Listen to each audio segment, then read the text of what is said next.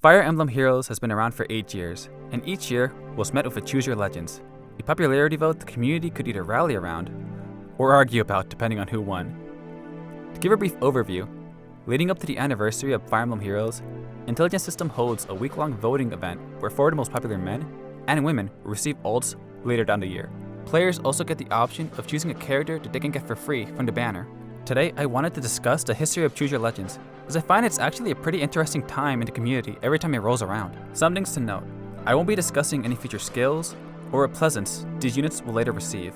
I'll mostly stick to the kits they had on release. I also won't be talking about a weapon unless it plays a role in the character's game or it's a reference to someone or something. As for skills, usually 2 out of 4 of the units receive a skill in reference to who they are or the game they're from, but the skills rarely ever do anything in relation to that.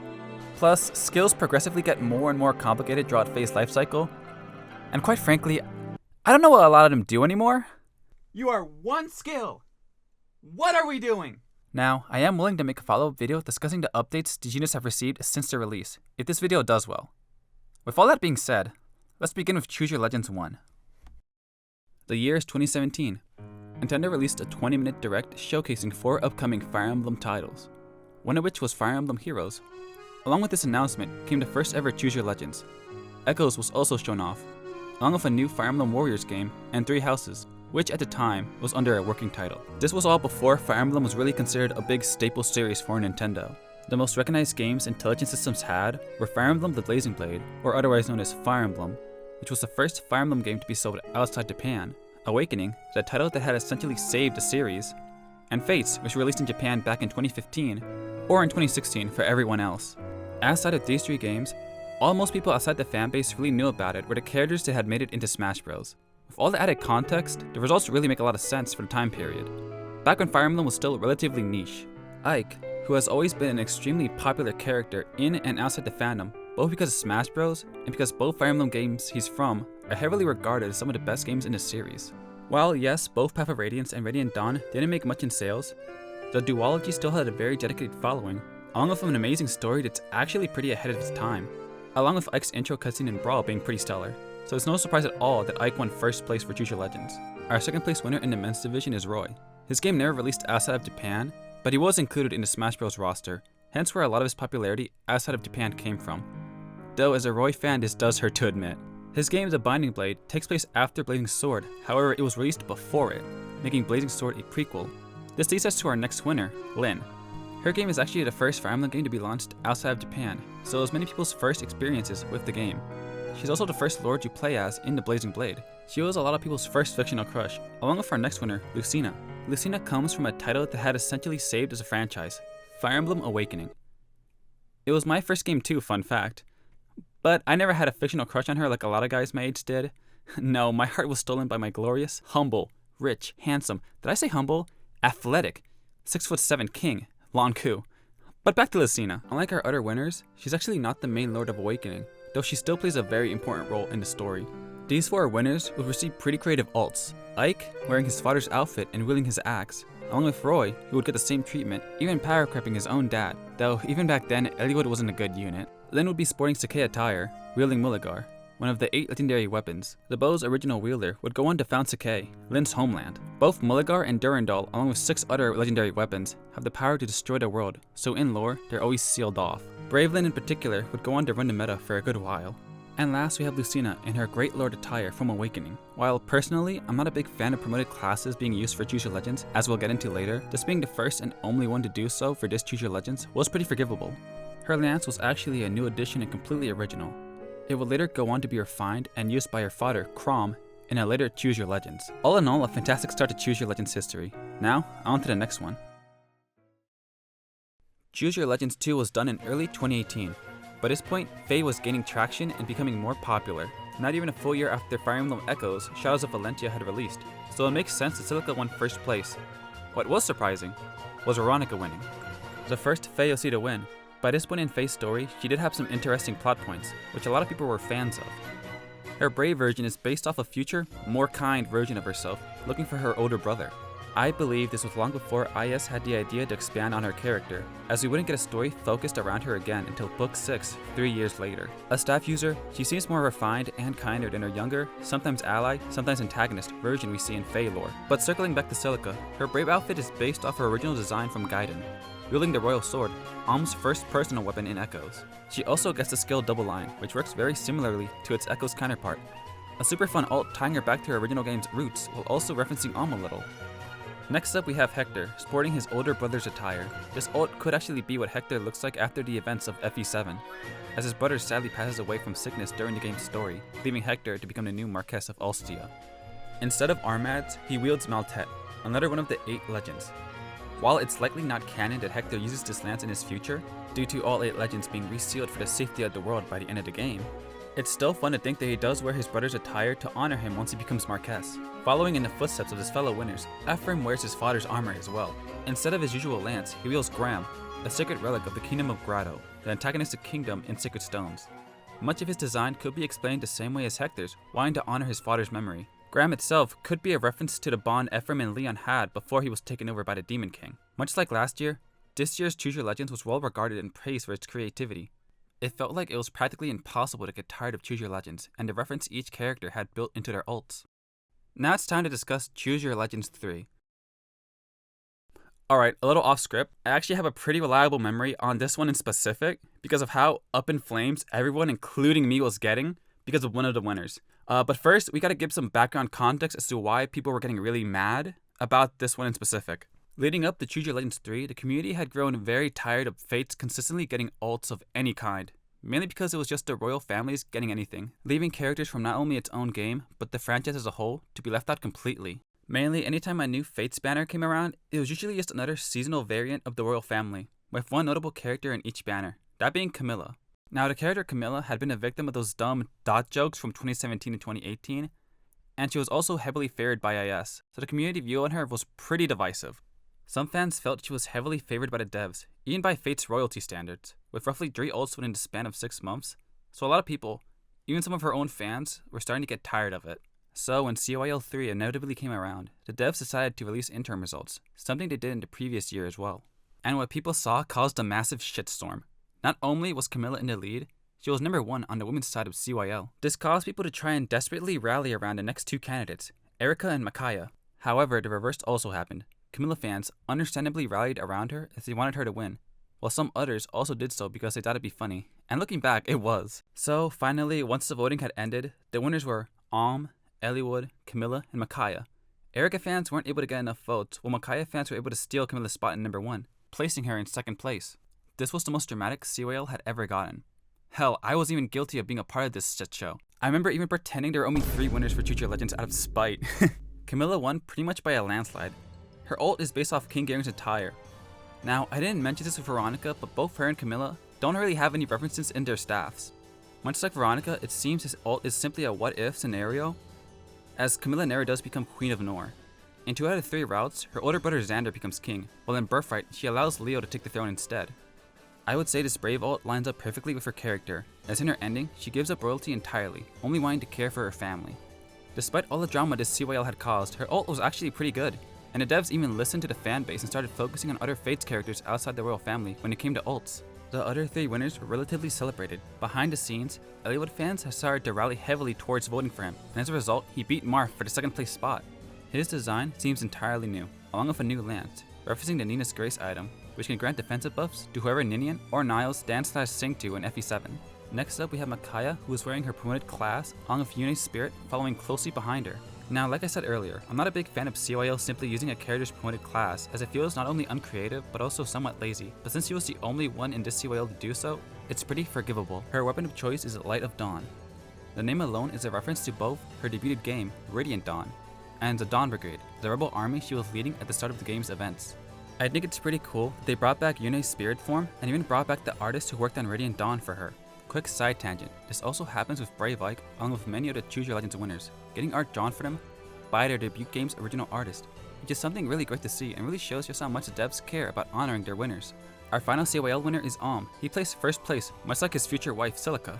Much like Celica, he is seen sporting his Gaian attire, but with some added features, such as a coat on top of his armor, a reference to his home country's weather and how many of the characters, including his family, all have similar coats under their armor. He wields Draco Falchion, an upgraded Fey version of his second exclusive sword he gets towards the end of the game. He has a similar ability to Double Lion. However, because Brave Celica already has that skill, they likely renamed it to make him stand out a bit more. CYL 3 was a much more eventful CYL than the last two were, and it only snowballs from here, though nowhere near as dramatic. Alrighty, choose your Legends 4. Personally, I find this one to be the most uninteresting.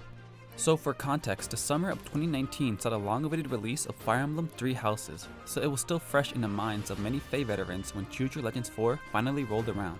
The game also attracted more people to play Fae, as 3 Houses had become one of the most successful Fire Emblem games ever. It really pushed Fire Emblem to become much more mainstream and really proved that Fire Emblem is, and has always been, a staple of Nintendo. With all that being said, it's no surprise that the 3 lords of the game, Dimitri, Edelgard, and Claude, all won with relative ease. Lysithea was a bit of a surprise, but she was an extremely popular unit, especially since she could make Death Knight her bitch in the early game, which caused an influx of memes to surround the character for a brief period of time. Now, the reason why I personally find this Choose Your Legends to be rather dull is that IS took the easy route and made all 4 characters their timeskip promoted class versions. Nothing really creative at all when there was absolutely room to do so. I could forgive 1 or even 2 units at most in previous Choose Your Legends, but all 4? It just felt dull and uninspired. Lysithea I can understand. After all, she's not a main character, hence she doesn't really have any canonically close connections on screen with mentors or family like the other 3 would. Said 3 could have done anything. Brave Dimitri wears the same armor as his father, yes, but that's also the armor Dimitri gets in the game anyway, therefore making it less interesting as previous Brave units like Ike, Roy, or Ephraim. He could have been a cavalry mage like Rodrigue, the man who, in Dimitri's own words, is like a father to him. He also could have been an armored knight in reference to Dedue, like Edelgard could have been a dark mage in reference to Hubert. As for Claude, he did have less options as the other 2, so I can somewhat understand this, as he keeps his family a secret for practically his entire route and you're left to piece together what his origins are based on the tiny bits of info the game gives you. I can understand why his Brave Alt could not have been based off of Hilda, as she is recruitable to other houses, unlike Dedue and Hubert who remain loyal to their lords throughout the entire game.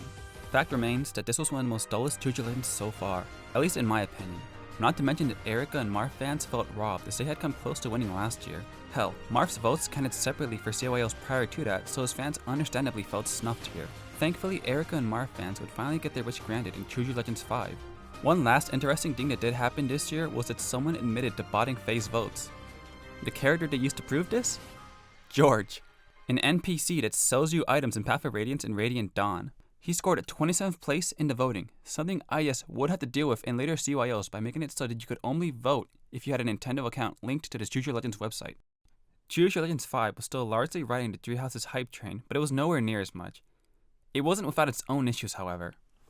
For one, a regular NPC character from 3 Houses, known only as Gatekeeper, had won by a landslide in the men's division. I forgot just how big of a difference the votes between first and second place were. While most accepted this, as Gatekeeper was a really popular NPC, due to how he'd greet the player every month, and because he was voiced by the same voice actor as Alm in the English dub of the game, some believed his votes were botted, and last year's George situation only proved that theory to many. Even if IS had taken steps to prevent botting, this is really the last time anyone ever assumes something like this happening. Personally, I do believe Gatekeeper was that popular, as unlike George, Gatekeeper was from a game that sold extremely well, and was still relevant to more casual fans, so people voting to him because they either liked him or for the memes does make a lot of sense. Enough sense to have more votes than Marth by almost a 30k margin? Maybe not, but that's neither here nor there. Moving on to Marth, many people believed he'd get an ult similar to Alm and Celica, one referencing the original game, and even started calling it Pantsless Marth. This unfortunately wouldn't happen, instead we got Red Marth. It's just his regular outfit but red with the Fire Emblem in his hands. Much like Alm, he wields an upgraded version of Falchion. It's a shame we didn't get to see Pantsless Marth come to fruition, as I do believe this ult is rather uninspired as it's just Marth but red. Nothing of note to really add other than him and one of his fellow winners would run the meta for a while. Our next winner is Marianne. Much like last year's CYL, they went with her timeskip version, but instead of being an upgraded class, they decided to make her a dancer-like unit with her special granting allies in range additional action. I do really appreciate that they were able to do something different for her as opposed to just putting her in her final class promotion and calling it a day. I did mention that she is a dancer-like unit and not actually a dancer, as all dancers in Fae have that as a support skill, where Marianne has it as special. Lastly, we have Erica. She wears her brother's outfit but differs from him by being a cavalry unit instead of an infantry. This unit practically owned the meta alongside Braemar for 2 years. While I don't really want to discuss phase meta because of how much power creeping happens, I do feel I have to mention just how OP Erica truly was. She definitely outlived many units in this game. While in my opinion, the Choose Your Legends prior to this one was pretty dull, I did find that this year's was a pretty good improvement, and our next Choose Your Legends is even better.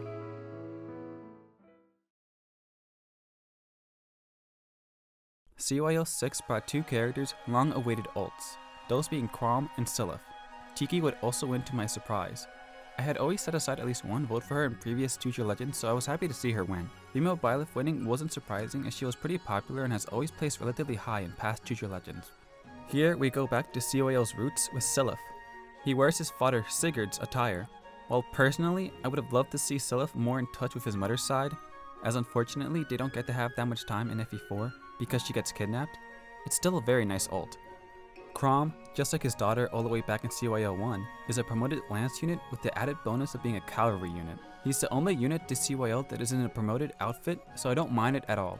He wields a better version of Brave Lucina's lance. Next up is Tiki. She wears the outfit her kid version wore during Mark's era, and honestly it's for the best. It not only ties both the past and future together, but it also pays homage to the game that started it all. As someone who voted for her every year, I honestly can't complain. Lastly, for this CYO, we have female Byleth. Thankfully, they avoided the same mistakes they did with the 3 Houses Lords and instead opted to give her Sothis' outfit. While I would have liked to see her in Gerald's outfit, it's still possible we'll get to see that with male Byleth as he just won CYO 9. Quick side tangent and spoiler for later in the video, yes I know both Brave Robins get the same outfit, but please, just let me cope, it'll be different this time, trust me. One more thing I'll add, I really liked that we got to see more Sothis and Byleth content from this, which is really great. It's cool and it really suits the character. I can't help but think this would have been the end result for Byleth if those who slither in the dark didn't try to steal her away and force Sothis to use up all of her power to free them. All in all, a really great CYL and a nice breath of fresh air. Now let's move on to CYL 7. I mentioned earlier that both Robins have the same CYL outfits, so my opinion on them remains the same, as they are largely the same character. It's something new. The outfit is something not seen in Awakening. A post-Awakening Robin where peace and release is finally obtained, serving as Chrom's most trusted advisor and friend. I really love the original take they have for this ult and hope future CYLs do similar things for other characters. Which leads us to our next winner, Brave Corrin. This attire is a post-Revelations route where she takes the throne of Vala. Now in Fates, the only promotion classes Corrin gets if you don't swap classes are the Norian and Hoshidan royalties, respectively. Corrin never gets a Vala royal outfit, so it's great to see what it would look like in Fae. Our next winner is Soren, who is in his promoted class from Radiant Dawn. Soren's options for outfits he could have stolen from in Radiant Dawn are rather limited. It couldn't be Ike, as I doubt Soren would look good in that or even pass as a sword unit. He doesn't know his birth family either, so he couldn't take inspiration from them, let alone turn into a dragon because he's half Beorc, and the chances of him ever getting a legendary hero ult are slim to none, so going for his promoted class here was really the best choice. Up next, we have a Phaeoce named Golvig. Surprisingly, she's the second one to win in Fae's life cycle.